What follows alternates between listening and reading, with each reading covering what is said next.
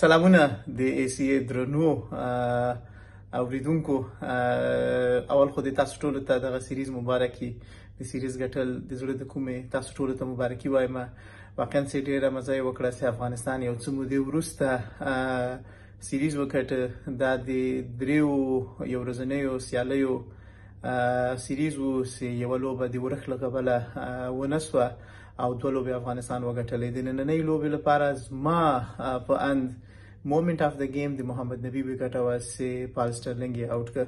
پال سټرلینګ یې سیټ اپ کړ، مخکینی اوور کې ورته بال وکړ، هغه پسې راووت، شپږیزې پسې ووهله، بل اوور کې بیا راغی، بیا هماغه بال ورته وکړ، خو دا ورته لانکافي فیلډر درولی و او زه فکر کوم چې د پال سټرلینګ فکر ونیسي هغه فیلډر ته او یا د په ځان باندې باور و چې دا ورته به بیا دا باونډري کلیر کړي، خو کلیر یې نه سوه کړی. ولا محمد غضنفر ډېر ښه کیچ ونیو.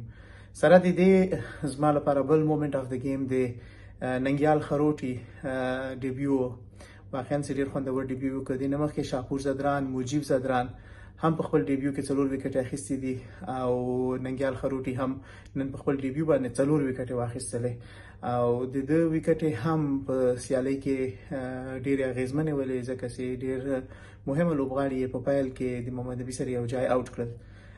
خو بیا په ټوله کې د محمد نبي په نړیوال کچه باندې د لومړي ځل لپاره 5 یا د 5 وکټو اخیستل واقعا چې ډېر خوندور او ډېرې ښه وکټې یې واخیستلې.